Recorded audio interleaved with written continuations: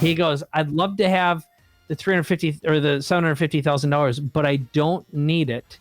And I'd rather have my quality of life, my connection with my wife and my daughter.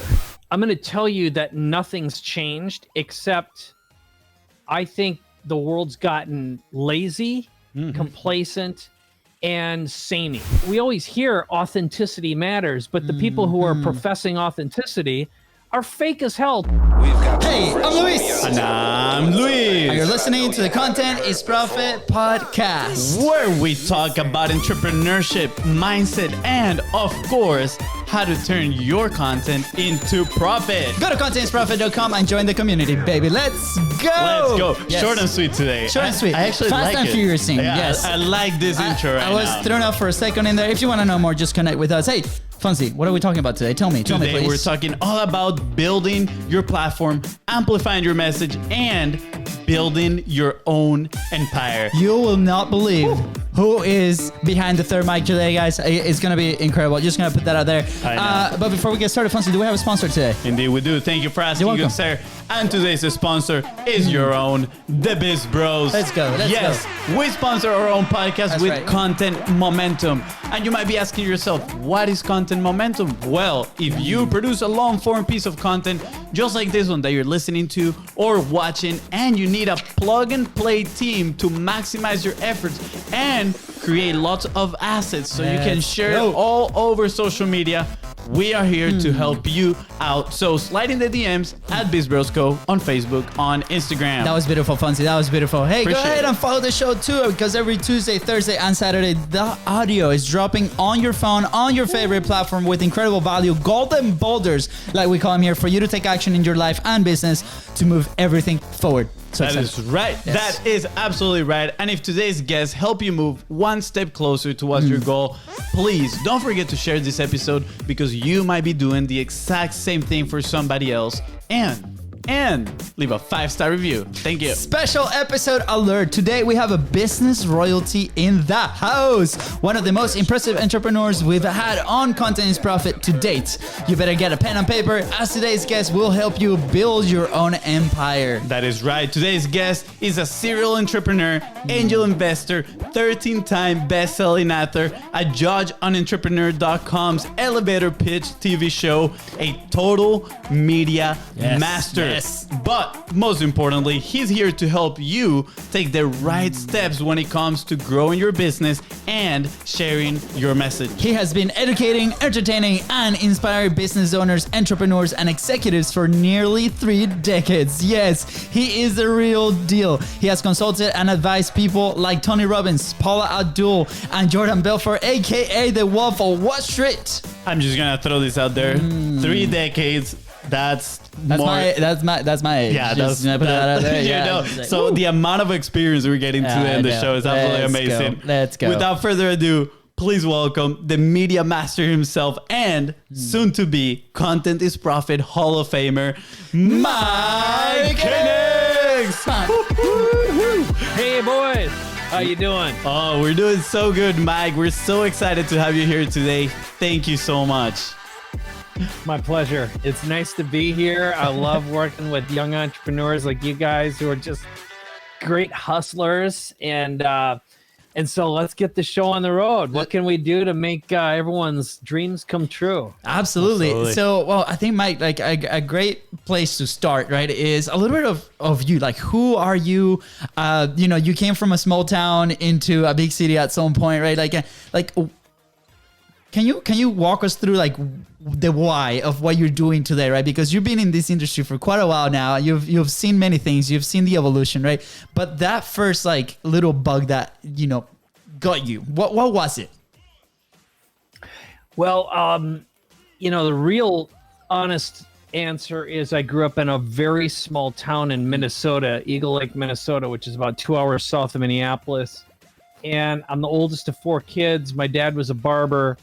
And I didn't know what leverage was at the time, but I instinctively knew my dad didn't have it because he got up every day like a clock. He cut hair. He came home. He was tired. And getting my dad's attention and being able to do something, our idea of a vacation was go up north in the back of it, riding in the back of a pickup truck, going fishing for a week. And that's what happened once a year. That was, and so growing up in Minnesota, where the winters are extraordinarily cold, I never liked the winter. I didn't like being lower middle class and poor. I didn't like living in a small town. I didn't get it. Yeah. And so I wanted, if someone said, what do you want to be when you grow up? I want to be warm first and rich. And so I was never good at school, horrible student. Like the minute I sit down in a classroom, I'm asleep, and it's always been that way. So I'm either making trouble or I got to be the one entertaining the audience. So I taught myself how to program when I was 14 years old. I was really interested in movies and video games and audio. So I taught myself how to produce music and audio. Wow. Ended up connecting with a filmmaker when I was young, but I was writing video games at an early age. And that led to starting a digital marketing agency. We started one of the first in the world. It was called Digital Cafe. Wow. We started in 1989, sold it in 99 to a publicly traded company. But along the way, I married my high school sweetheart. We went through a divorce because I was just busy all the time. I was focused on my business and not her. So as I like to say, my first business cost me my first marriage. And my second and third businesses nearly cost me my life and my second marriage and my relationship with my son, my only son. So as time went on, I learned direct response marketing. I started marketing on the internet back when there wasn't practically no internet. We were doing stuff on America Online and Prodigy and Apple Link and Delphi. I mean, channels some people have never even heard of. Yeah. But we started picking up clients like 20th Century Fox and Sony doing early movie promotions and some of the first websites for movies and film. And after we sold that business, my partner and I made a feature film and got it distributed by Warner Brothers. But every step of the way, I struggled with the same thing everyone else struggles, which is scaling, managing clients, managing a team, paying our bills, getting paid, filling our calendar with qualified customers, just like struggle. Yeah. And when I got introduced to direct response marketing and online marketing, I ended up meeting some of the original OGs, and they became friends of mine, like Jeff Walker and Frank Kern and Mike Filsame, and at the time, Andy Jenkins, and some of the second and third generation guys like Brendan Burchard and Russell Brunson, who we used to promote each other's stuff, get on each other's, get involved in each other's launches and all that kind of thing. There's a lot of other steps in between, but at least that'll get you a little bit moving forward until we talk about cancer and managing life in general. No, absolutely. Thank you so much for the timeline for sharing. I think it is important for people to understand right where you're coming from, especially so they can relate, right? I mean, a lot of people, they might be like, man, I'm stuck in that place right now where I'm managing clients, where I'm managing a team, and I might be just working in the business instead of working on the business. That I think is so important to share these stories, right? So people can relate to them. And I love the fact that you talk about the response marketing. That was our entry point into the online world as well. And I remember when we had our previous conversation where you were like, oh, I saw you had Rich on your podcast, right? And, Rich Schaefer, and he's somebody that we look up to, very excited. Also Todd Brown, incredible people. So for those out there, direct response marketing is a skill that you need to learn for sure, right? You need to start educating yourself. Let's go a little bit that way. I'm curious on, for you, what was it that caught your attention about direct response marketing, right? And why is it so important in this world of media, right? Multimedia, when we're creating so much content and getting in front of other people's. Well, I think the first thing is, if you learn how to write a great sales letter, and these days the sales letter doesn't mean like sales copy, but it can mean a great video. It can mean an email. But if you put that in front of the right person, you can make any dream you have come true. You can enroll someone, like if $1,000 is a lot of money to you, well, getting $1,000 is easy. If $10,000 is a lot to you, getting $10,000 is easy. $100,000, $250,000, even $1 million or more. And what I was intrigued with, so this goes back a while, but like in 1985 or 84, Congress made it possible to do something called long format video on television, which is basically an infomercial. Yeah. Before then, you could do a 30-second or up to, I think, maybe a 90-second commercial. But it became possible that you could run a 30-minute infomercial. Cool. And one of the first people who did that was a guy named Joe Sugarman. Later on, Tony Robbins started doing it. And Joe Sugarman sold something called Blue Blocker sunglasses, which basically are glasses that kept out the blue light from the sun. But the way he did it is he took a film crew on Venice Beach, and he walked along and handed people glasses and caught their reaction shot. So they'd put on the glasses and they'd go like, oh, wow, everything's so clear. And the thing that really got that infomercial going is it was during the early days of rap, and a guy on the boardwalk picked up the glasses, put them on, and sang a rap in real time about how blue blockers were so easy to see through, et cetera, et cetera. Yeah. And the video went viral. But this is back in the television days when you'd have to wait for it to be on to watch it. But Joe Sugarman sold $1 billion worth of sunglasses with blue blockers. And if you fast forward a few years, I was speaking at an event because the first product I ever created was called the Internet Infomercial Toolkit. And I released it in 2003. Now, YouTube came out in 2005. So this literally came out before there was a YouTube. And I was showing people how to use video to sell stuff online. And I completely adapted the television infomercial. Yeah. And I modeled a lot of what I learned from Joe Sugarman. But I met Joe, and I was about to create the second version of the infomercial toolkit. And I told Joe who I was. And I said, Joe, I'd love to do a partnership. If there's anything I can do for you, if I can interview. And he goes, stop. The answer is yes. He said, why don't you fly to Vegas and meet me? I'll pick you up at the airport, take you to my studio. You can interview me and you can do whatever you want. Yeah. And I go, well, what do you want? He goes, I don't want anything. He says, I made plenty of money. I don't want money. I just love helping out young entrepreneurs. Wow. And my brain was like, tried to explode because I'm so used to like, what do I need to do for you? What do I need to do for you? What do I, and it's like, you asking me to help you, the answer is always yes. Yeah.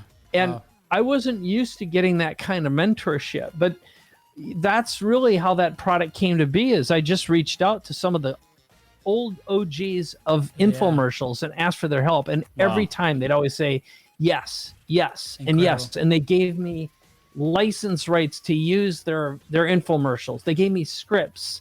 They talked to me. Yeah. And I created a $1,000 information product that made millions of dollars. And I just sold it online, sold it with teleseminars. There were no webinars then. Yeah. I find this fascinating, right? Because we're looking at, obviously we haven't been as close to like this experience as you have been, right? On time and in contact with those OGs that today, people like us, for example, it is really challenging to maybe get in contact with one of those guys because, the years of experience, the filters that go through, right? And so this is incredible to go look back and just know, like, for example, for us, a big thing has been asking for the show, right? Like everybody, just like with you or with Todd or with Rich, right? It has been just like, hey, let's go ask, right? You never know what's going to happen. What's the worst that can happen? They say no, and then we're still in the same place and we ask again until they come to the show, right?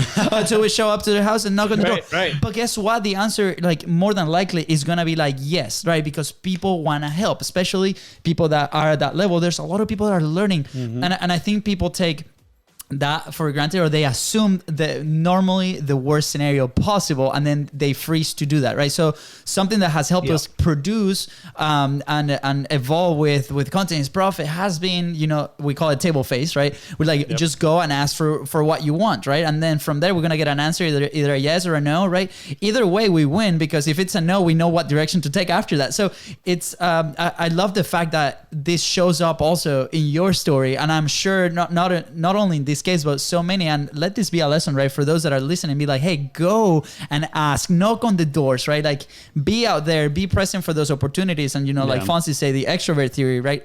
Be out there, put yourself out there so you can attract those opportunities. Yeah, I mean, what I see here on you asking them for this mentorship, I relate it so much to the podcasting industry nowadays in certain platforms for certain people, right? For example, for us, it has been that way, right? It has been a great way for us, not just to build an audience, but make the right connections, right? I mean, who would have known we were going to be here with you, Mike, talking, right? That is an incredible opportunity for not only us to learn, but at the same time, share your message with many other people that can learn as well for you. So I think the concept, the principle has stayed the same, but now the platform and the technology allows for it to distribute it in or to happen in a very different way. And I'm extremely curious, right? I mean, you mentioned that this was 85 when Joe Sugarman released this, and then the upcoming years you started, asking for their mentorships.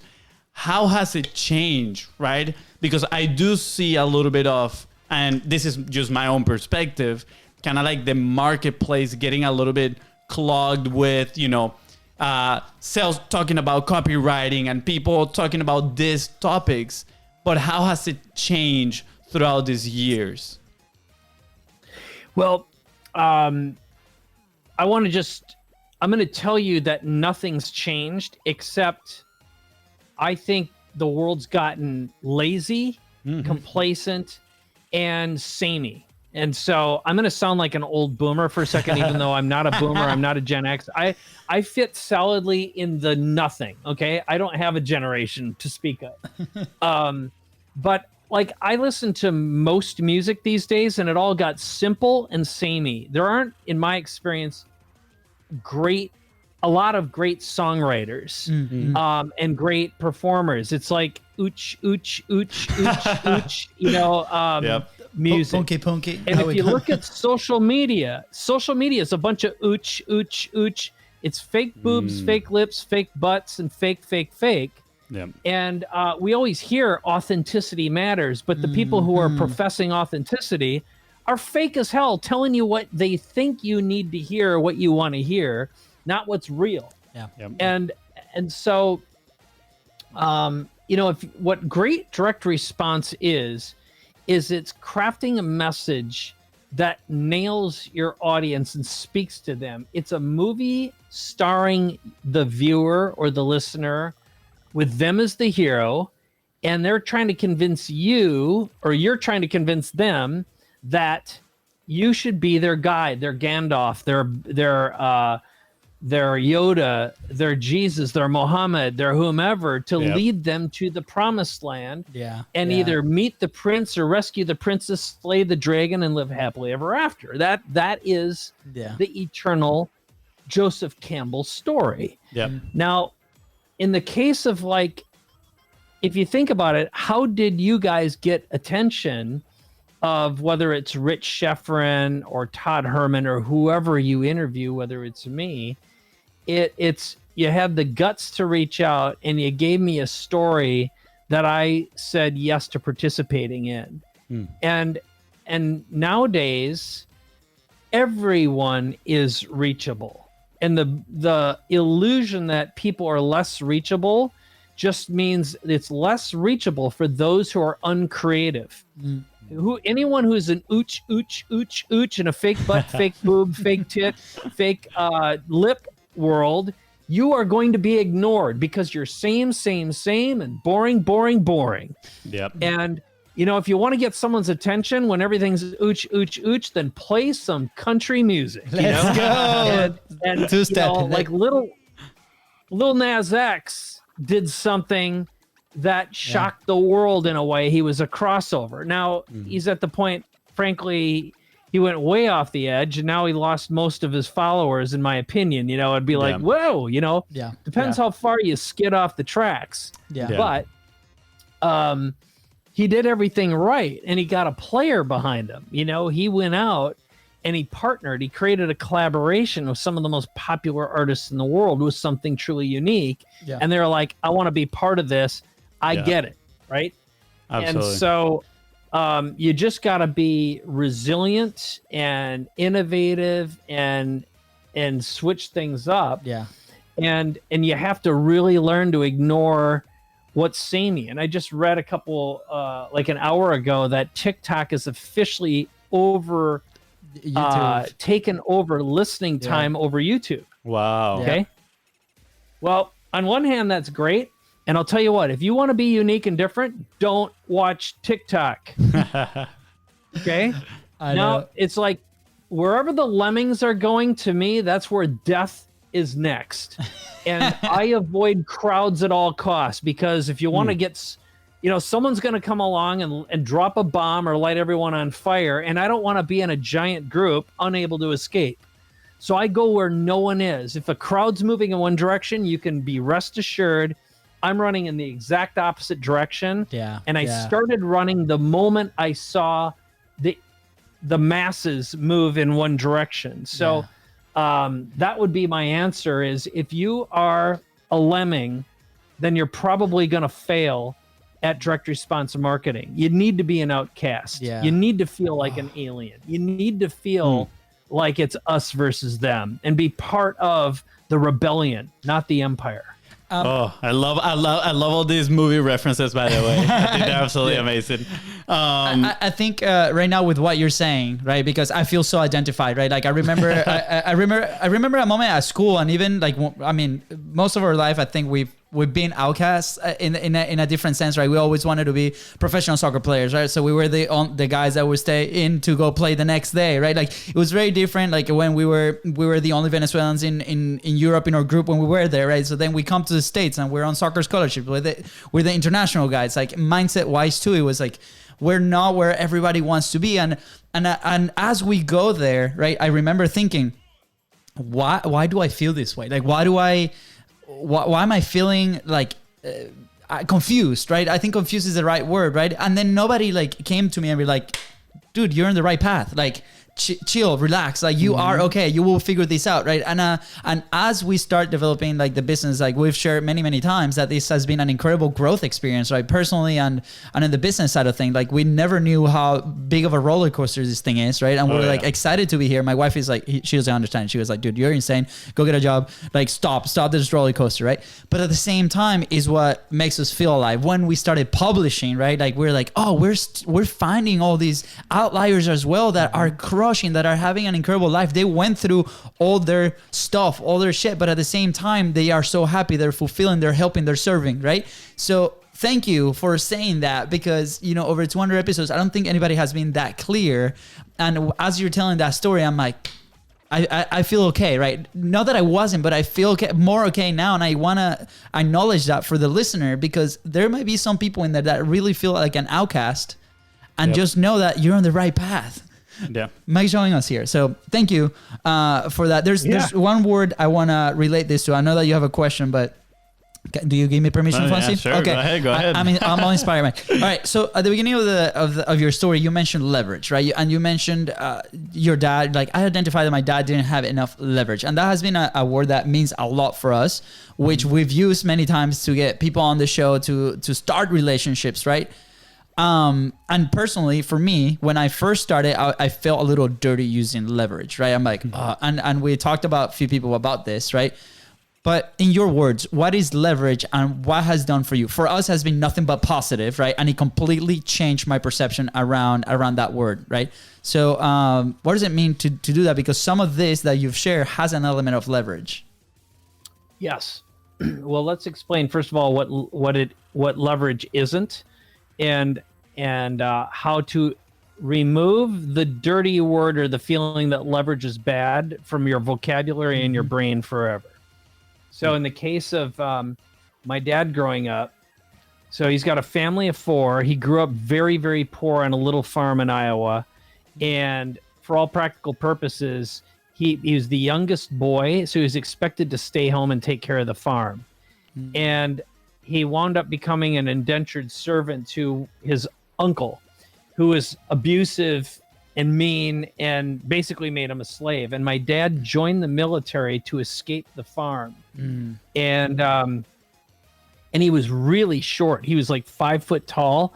And he didn't grow to 5'6", which is the tallest he ever was on his best day ever, until he was in his 20s. So just imagine this poor kid from Iowa, 5 foot tall, as more or less a little slave on this little farm, and hard worker, great, just a really good person, but a man of the earth.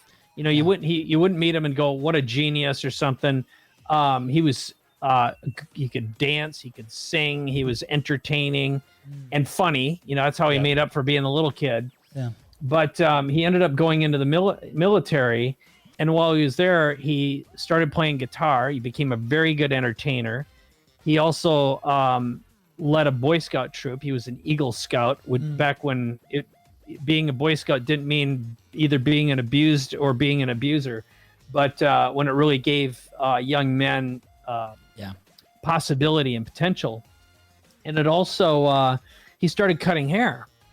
So here he is in the military, and he found a way to make some extra money, which in a way is a little bit of leverage. Yep. But he came home, got his barber's license, and got a job, and eventually took over the shop and ran it. Yeah. But, you know, a haircut was worth about $5. And on your best day, you could maybe squeeze in 3 haircuts an hour.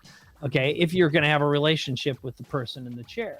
And if you worked 8 hours, you know, when you had a booked calendar, that's 24 times $5, you know, you're making $75 a day, which, you know, maybe $100 a day was good at that point. Yeah. But it's not a lot of money to feed a family of 4 and have a house and, you know. Yeah. My mom was a housewife.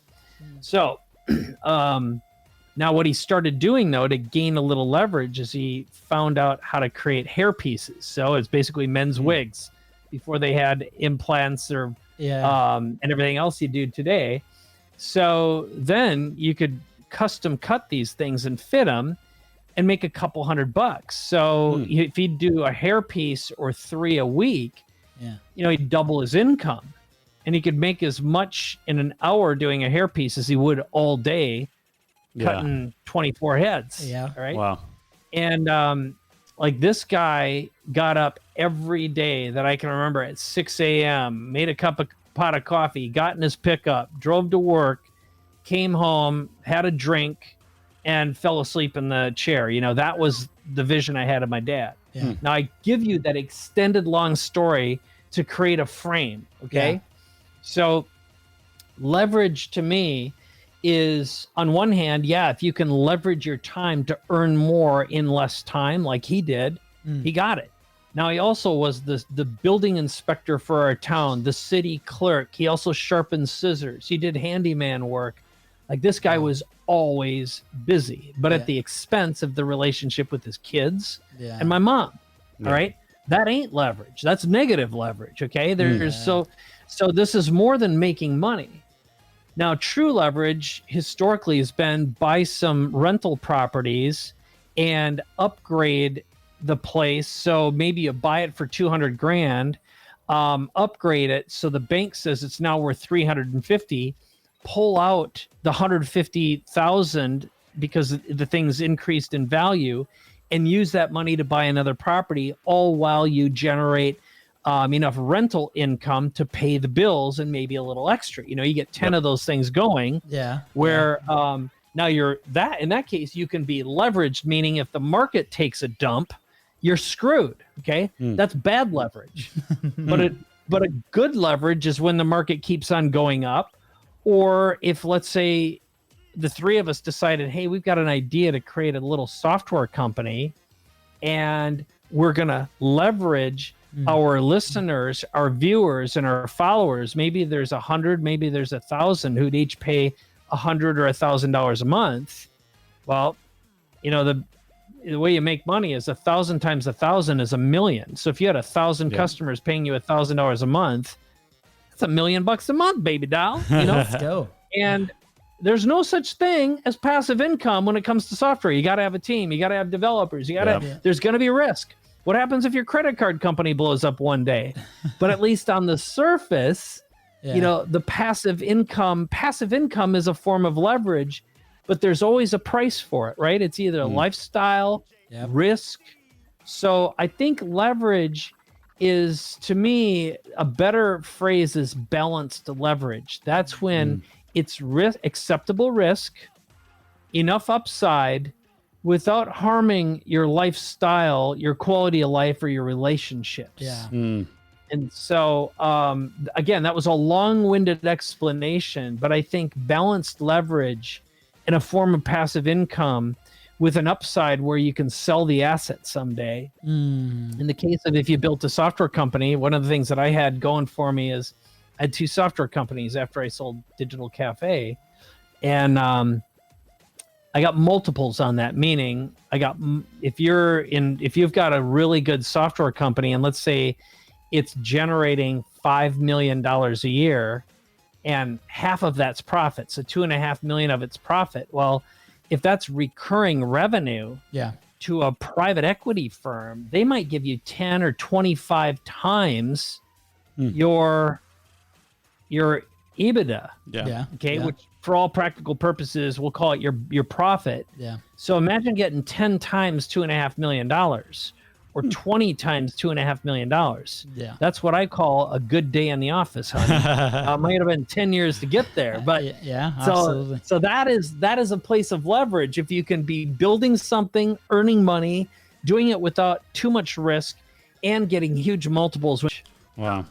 I love that. I love that definition, of balanced leverage, which is enough risk, good upside, and that doesn't hinder your personal life, right? And I think that's where most people fail when they go into entrepreneurship is they expect they need to sacrifice, right, certain aspects of their life to make it up in other sides, particularly in the business, right? And I felt that way myself, honestly. I felt I have a girlfriend, and I felt sometimes that I'm like, oh, well, I need to sacrifice my part of my relationship to dedicate to the business, right? Maybe I need to rethink certain things on, like, okay, are the activities that I'm doing, do they have the right upside? And that is something we've actually seen that is like, maybe we just need to eliminate a few of these things from the table so we can focus on the right things, right, that are going to move us forward. And when we're talking about balanced leverage, the one thing that comes to mind, Mike, is what you told me when we first talked behind the scenes, right? Our first conversation, that is like, you were like, I decided to leave everything so I could help people. So I could help people, build their own empires, be the best that they can be, right? And when you're talking about balanced leverage, I'm like, this is probably what he's trying to teach them, right? He's trying to teach them how to be able to live their life while building a successful business with good upside, right? So then we can have a good day at the job, right? Good day at the office. Good day at the office, right? So I want to go there, right? Because I know you have some incredible case studies. You've helped incredible amounts of people. But I'm also particularly interested and fascinated, honestly, how you managed to get these people so much attention from the market, wherever they are, right? And again, now attention is one of the most important currencies that we can aim for, right? We want attention, so then we can turn that into the business. So how do we do this? What is, obviously we don't have the time to go fully detail, but I'm curious about this process that you left everything for. Sure. Well, let me I'm going to answer a different question, but I think I'm going to get us to the answer, because what I want to do is say I will give you a case study on how I helped very rapidly build an entire platform for someone who no one knew who they were. He had no social media platform, no website.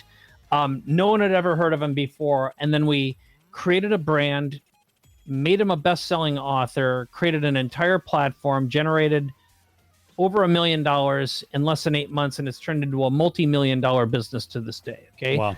I will promise to go down that rabbit hole in a moment. And the story is the lifestyle investor, Justin Donald. I'll use him as an example. Let's go. But before I get there, and also tell you another one where we worked with a financial advisor and created a one-man comedy show that now is going to be going national, and it will most likely be a television show and a series as well. Okay, so it'll be like, so taking something that historically is super boring and making it really interesting. Yeah. But before, I will just say, here's what I find the typical entrepreneur's journey is. So, like, I think a lot of entrepreneurs, not all, but many, come from a tough life. They're kind of poor, lower middle class, not great at school. You feel like the outcast. Like I say, the movies to refer to in the 80s were like Revenge of the Nerds, Ferris Bueller's Day Off, Luke Skywalker in Star Wars, War Games, that if you've ever heard of that or seen it. Yep. But they're all like the outcast, the nerd.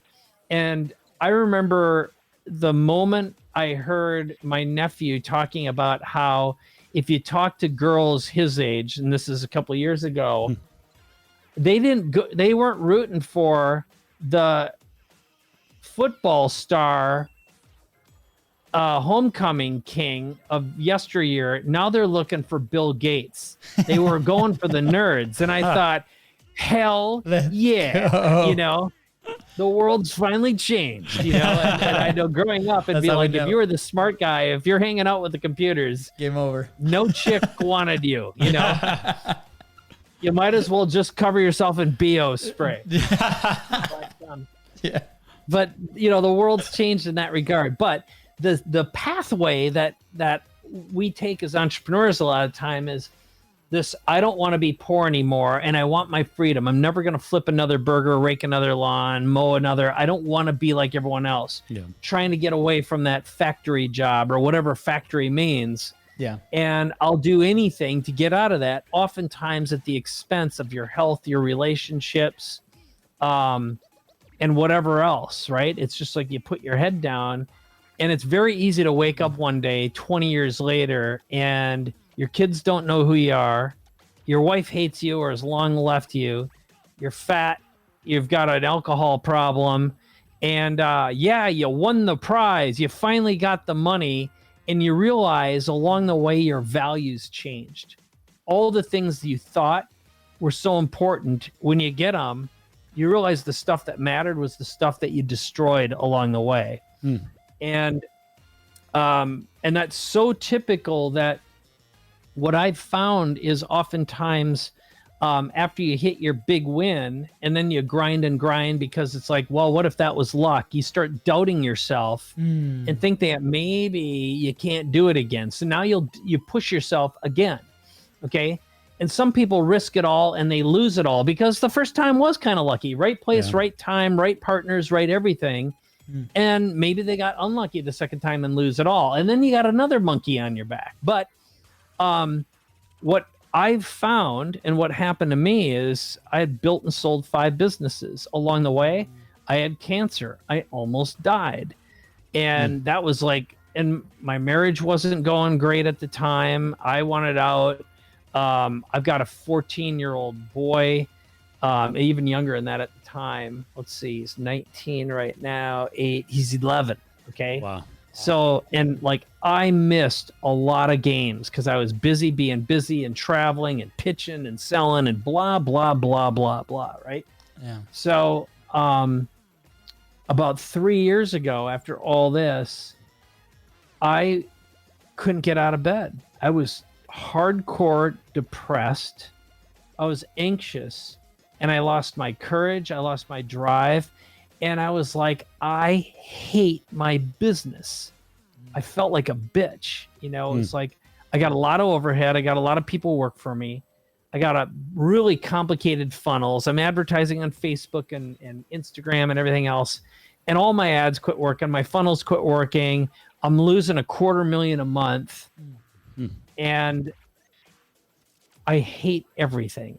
And I'm like hard depressed. Like I literally wanted to be dead. And at the same time, I felt like I have no right to feel this way. I'm successful. I've lived the American dream. I got a place on the beach. I drive a fancy sports car. I'm married to a beautiful person. I got this kid. I have. And at the same time, I'm feeling empty inside. Wow.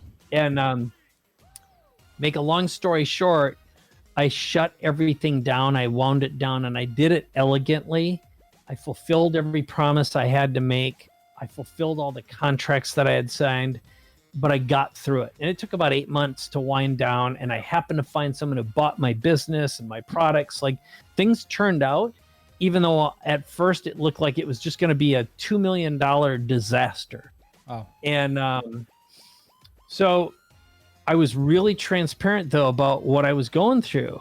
And I told a lot of business owners, here's what's happening. I have to quit doing what I'm doing. And I want to do something that's narrow and deep and meaningful instead of wide and shallow to thousands of people. Yeah. And I had a bunch of people say, I feel exactly like you do. Will you help me as you go through it too? So suddenly I created a whole series of products and events around reinventing yourself. And just by changing my story and evolving, I became a different kind of leader. And then I started getting even more mentors. You know, I invested over $250,000 in myself, in my training, my education, and masterminds and therapy. Okay. Yeah. You know, I got the full meal deal. And I designed a whole new business. And now it's about working with business owners who've reached that brass ring. Either they've hit all their goals and they realize it doesn't mean anything, or the things I was striving for, I outgrew a long time ago, and I've been chasing a ghost. Yeah. Or I'm ready to sell my business, but what am I going to do next? Okay, so I'll kind of put a book note there, see if you have any questions, and then I'll tell you about the story about building celebrity, but doing it from an authentic way that feeds your soul. You know, it's what I think is usually the last major evolution every business owner, founder, and entrepreneur goes through after they've hit that brass ring. They've accomplished what they've accomplished. Yeah. Yeah. By the way, I'm just gonna put that out there. Sake of time, part 2. Doors are always open, so we can continue with these stories. But like we can go straight into it, right? Because I mean, as you were telling these stories, I feel like everybody listening right now, they're going through something similar, right? Like you're going through this, and I was able to identify certain moments, right? Maybe not like you or as aggressive at you, but like we can learn from people like you. Be like, I don't want to get to that point, right? I don't need to get to that point, right? We got to be smart and learn from those stories of people that came before us. So I really appreciate you sharing your journey, and we can continue unless Fonzie has another question, right? I just want to add, last guest we had here on the show, he was sharing about the ability of learning from the collective story, right? Learning from other people's story. And I really want you, the listener right now, to go back maybe 3-4 minutes and listen to this again, because there's so many lessons. We don't have to experience the same pain to then take action, right? We can learn from somebody like Mike, right, that already lived that, and he's willing to share his story, his message, and honestly, kind of like put your life on the line to teach people what to do and how to do it correctly. Yeah. So thank you, and yeah, I'm ready to dive in directly into the next part. Okay, so here's what I believe most people, either they evolve to and realize this is what they really want and need, or they often say, what I really want to do is, and I'm doing this so that I can, okay? And when you have those conversations, what typically happens is someone will say, well, I really want to travel the world and I want to support a nonprofit and build a hospital or go back. Like they're motivated by some sort of philanthropic thing. Now, my wife has run a philanthropic organization called the Just Like My Child Foundation for 16 years. Wow. And the very brief backstory is her parents are Holocaust survivors. So she has almost no living relatives. Everyone got cooked in the ovens. Okay. Wow. They literally ran out of Yugoslavia when the Nazis were marching in and managed to get over here. And she was raised very poor. She was very abused growing up. And when she just woke up in the middle of the night once and said, I got to go to Africa. I can hear the babies dying. I can hear them screaming. And there's a Holocaust happening, and I'm not going to let it happen on my watch. Wow. Now, the story is longer than that, but that's essentially the framework. And she started going there, came back, started raising money and going back and building schools and hospitals, and eventually created something called the Girl Power Project. But the point of my story here is what oftentimes happens once you've tasted a certain amount of success and when you can afford a vacation, you find something that really speaks to your heart and your soul. And you'd be like, man, if I didn't have this business, I'd serve this thing instead, And it's like, I just need to reach my FU number. I need to have enough money in the bank so I never have to work again and I can focus all my energy on this. Yeah. And the real thing to ask yourself is, why not now? And what's the illusion that prevents you from living what your heart tells you, what your whole soul is telling you? And that is something that, again, our traumas, our old fear traumas of not being enough, not having enough, get in our way. Yeah. And I'm not saying I've solved these. I've learned how to observe and put a container around and say, I recognize you little demon. Okay. It still bothers me. Yeah. But at least I know it when it's nagging me. Exactly. And I know how to put it in a box. Okay. Yeah. So here's how the story unfolds. So once I went through my own dark night of the soul and realized I had to literally liquidate everything. Like I sold or gave away everything. I had like 30 years of unbelievable books. I had this huge bookshelf. I just gave it all away. I didn't want to have anything. I wanted to just get rid of everything. I had this huge studio. Yeah. Shut it down, gave everything away or sold it. And I wanted to just move towards minimalism. And it was because I was a bitch to all the things that I owned because they own me, right? And again, this is something that's a very common evolution. But when I started talking like I am right now and being really open about the failures I'd made and where I think I had spent years not understanding what really matters, I right after I sold the last business, I took a trip with a small group of business owners to Fiji, and I met a guy on that trip. We ended up meeting each other, having great rapport. Yeah. And his name's Justin. And my first impression is, wow, what a nice CPA this guy is.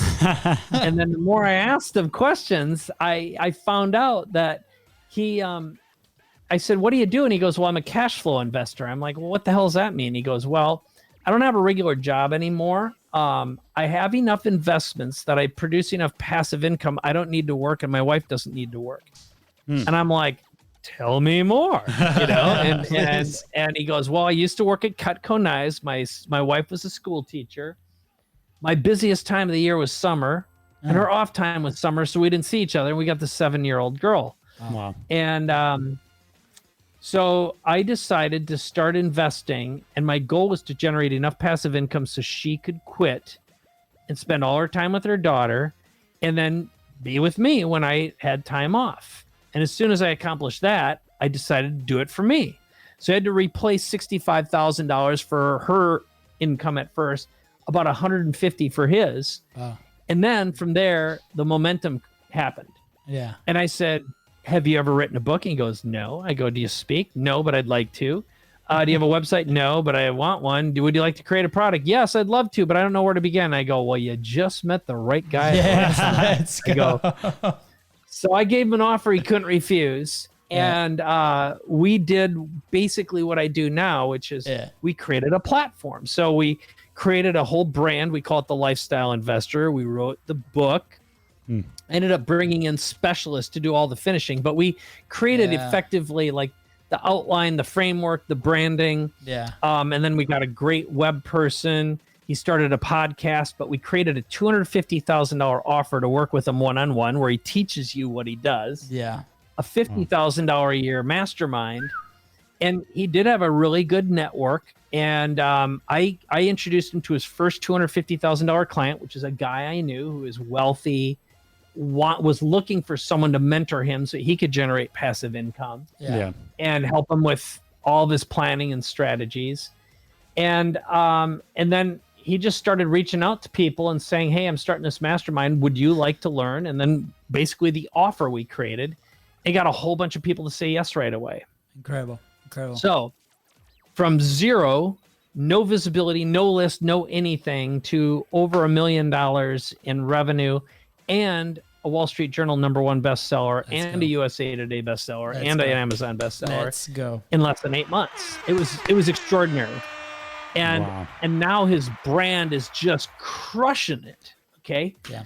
And he told me the other day, I don't think you'll mind me saying this, but he's got 3 people who have $250,000 each. So $750,000 want him to mentor them one-on-one. And he said, if I take them on, I won't be holding true to a lifestyle investor lifestyle. Wow. Okay. Wow. He goes, I'd love to have the $350 or the $750,000, but I don't need it. And I'd rather have my quality of life, my connection with my wife and my daughter. Wow. Now that, my friends, is success, Yes. Absolutely. right? When you have the willingness and ability to say no to the money, know it's there anytime you want it, but you've hit that point where the things that matter most are the things that matter most, and you know you can have impact, and you've got a platform, and now he's got the ability to, because of his podcast, he can pretty much interview any billionaire he wants to reach out to. Yeah. And, not long ago, he would have said, I'm nobody. I don't have anything. I'm not worthy of even asking. How am I going to, he was asking all these how questions. And I just said, you will live into your brand. And all that is a story away. And you've Yes. already got the stories. It has to be assembled in a way that resonates. And we have to give it a package. We have to give it a name, something that's unique, what I call a category of one. Let's go. And so that's that illusion we live under, is I'm not worthy and who am I? And I'm it's the, what do they call the imposter syndrome, right? Yep. Famous. We're all imposters until we're not. Yep. Yeah. Yeah. Wow. Yeah, we're speechless right now, Mike. That was an incredible, I mean, not just case studies, just the story itself, Yeah. the way I've noticed throughout this whole conversation, every time you start with the stories, right? Create this frame. And I think that makes it so so much more impactful than what it is, because it is by itself extremely impactful. You just help people comprehend it even better, right? And I love everything that you talked about, that category of one, which, by the way, you have a video about that. I think it's on YouTube. That is absolutely amazing, with the example of the songwriter. I love that video. So go check it out, guys. We're going to leave it in the links below. But also, we're going to have to send this clip to Justin, if you don't mind us. We're like, hey, dude, look at this. Mike is sharing your amazing story. But yeah, thank you so much. Mike, time to wrap up. I think this has been incredible. Thank you so much for your time. We have 2 quick questions to leave the audience. So first of all, is what is something that somebody that's in the middle of their transition to the entrepreneurial world, right? Or they're starting out as an entrepreneur, they're publishing, they're getting through, the motions. Is a little hard for them to put their voice out there. What is something that they can do today to get that momentum and continue to evolve? Well, I happen to believe that the most important thing is, remember, you're in the transformation business, not the transaction business. So the first transformation is usually going to be your own, or it needs to be the story of someone you've helped, the impact you've created, and you craft a story about social proof. So I just told you a story of transformation, which is the Justin Donald lifestyle investor transformation. No, we didn't have time for this, but I have another one. It's by a guy named Charlie Epstein, who is this boring, like he'd say, I'm a boring white old Jewish guy. He goes, and I'm a financial advisor. You don't get any more boring than that. And we created a play called Yield of Dreams. Yes. So he's the only financial advisor in the world with a one-man show now. All right. We made it up. And the way we made it up is I hired 3 professional stand-up comedians, working comedians, at least up until 18 months ago, who were on stage telling jokes and making a living doing it, because I wanted someone who's hungry in the trenches. Yeah. And we took his stories and turned it into a play. And now it's an app, it's a play, it's educational training videos, it's an entire platform. And he just sold his business. So he's going to go on the road and introduce people to and help heal their pain about money, which in turn will get them to raise their hands and say, who do I want to manage my money except this guy? Because he's a freaking genius. Okay, him and his team. Yes. So what a way to be unique. And I tell you that story because that's another one of my transformations. Yeah. Now, it takes a while when you're just getting started to figure out what resonates with an audience, what resonates with your perfect clientele. But my advice is learn how to storytell, pay attention to stories, and learn how to tell stories either about yourself in a way that an audience resonates with, meaning it's not about you, it's about them. Tell a story about someone you've helped and talk about what their before, during, and after life is like. Okay. Wow. That is the core of what great marketing, direct response marketing is.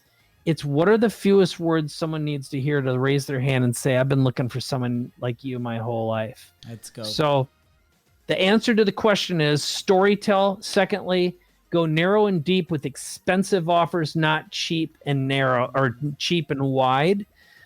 Selling to a lot of people is a hell of a lot harder than selling to the right one. That was what minute do people need to go back to so they can put this part on repeat? 53 guys, go again. right. Go again, because that was a golden boulder moment. You got your helmet, Fonzie? Okay, Yes. good. Mike, thank you again. Incredible value. Last question, right? Like, we know that you've been in media, that you build your own studios. We talk a little bit behind the scenes, right? You've been in this role. Like, where will you be if you did not publish? Well, I think where would I be if I wasn't publishing? Yes. God. You know, I love media so much. So in the past, for many years, I was the guy behind the camera. Okay. I didn't think I was worthy. I was running the cameras. I was running the mix boards, doing the audio and the production. And I think there was a moment when I started to speak, and it was during like the infomercial toolkit days when I realized I could teach more effectively. I could present and perform more effectively. And I had watched so many people and studied them that I was better than the people I was working with and working for, and I could articulate faster. So I think what I've been told by a couple of friends of mine who are multi-billionaires who followed my career over the years, and they've said what they think I should be doing or should have done, which in a way I'm kind of doing now, is find some people who've got the chops, have the charisma, and develop them as talent. And I started thinking about doing that for a while, but I realized I didn't want to take like a newbie with no platform and build it from scratch, because it'd take too long and there'd be risk, and it'd be my risk. Yeah. And that's why I changed my business model up to work with successful business people Yeah. who had all of the chops, but could also write a check. Yes. Because like, I think at this point, you know, I'm not at my absolute financial goal, but I'm not that far from it. And if I wasn't like when I work, I go all in and I work hard. But if I'm not working, I'd rather be on my e-bike riding around the bay in San Diego and you know, having adult beverages or spending my time on a beach in Mexico. Like Yeah. I don't need more stuff to do. Yeah. And if I'm gonna work, I'm gonna make money. And I either have to be the talent or I gotta be working with someone and they're gonna write out a check. Yeah. And it's not about the money, but it's also the energetic value exchange. Yeah. So it's not about the money, but if there isn't a payoff and it's not ongoing, I'd rather just dream. And I'm a good dreamer. You know, I like inventing and manifesting. Yeah. But I'd rather just not think about the money at all and just manifest and dream, if that makes sense. So it's a Yeah. long-winded, Love it. complicated answer to your question, but I think there's a lot of nuance to it too. Yeah, and thank you, Mike, for the honesty, right? And you know, the reason we ask these questions, right? A lot of people, our life changed when we started publishing, like from a Facebook Live that we did at 11:30 p.m., right? Like that's what changed everything. And we're like, this is it. And then the show started, and then we connected with people like you, and then we developed relationships, and the business grew. We were able to hire people. We're like, what? So we've lived that, right? And we want the people that are here listening to Content is Profit to be like, it's not just us, guys. It's literally every single person that comes in here. We gotta put our voices out there. We gotta, you know, share our stories, like you said. You know, it's about our audience, and this needs to happen, right? Because we were those guys. We were the ones feeling like as imposters, right? Even now, there's some moments where we're like, man, should we do this, right? And it's not gonna stop. But the fact that we are being out there every single day, publishing and having these conversations is what's keeping us accountable to continue to move forward, right? Yeah. So thank you so much for sharing the story, Mike. Where can people connect with you? Where can people find you if they want to work with you? If they want to chat, like, what's the best way? Sure. Well, you mentioned a couple of videos, so I'll give you a couple to check out. One of them is if you just go to my primary website, it's my name, MikeKoenigs.com, or a shortcut that's easier to remember and spell is paidforlife.com. There's two things you can grab. One of them is subscribe to my podcast. That's a great way to kind of follow me. I do a podcast with one of my mentors, Dan Sullivan from Strategic Coach. Yeah. But if you go to paidforlife.com/funnel, that's where you'll see one of my videos. It's my sales funnel. And in it is a step-by-step video where I story tell and I really follow my own advice because marketing, storytelling, building trust is a formula. The human brain loves formulas.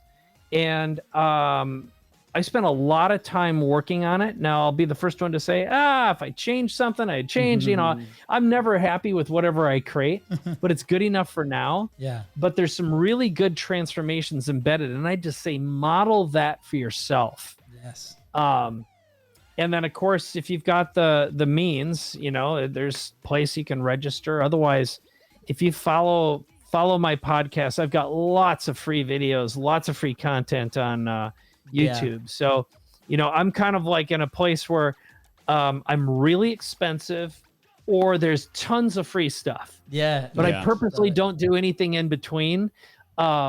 Yeah. Maybe once in a while I will, but you know, get on my mailing list and stay in touch or reach out to me and You'll find out. yeah. I love that. I mean, that represents what you were talking about before, right? The balanced leverage, right? You want something that is going to have that upside, right?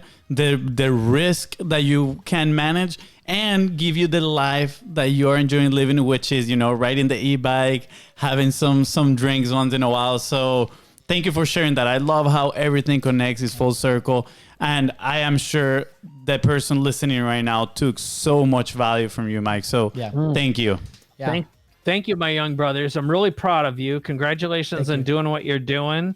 And I think we did talk about this. My wife and I are buying a place in Mexico. We're building a home down there, and one of our visions is I'm going to build a studio down there. And also, one of the ideas I have is to give a bunch of young Mexican kids, some creatives, an opportunity to work.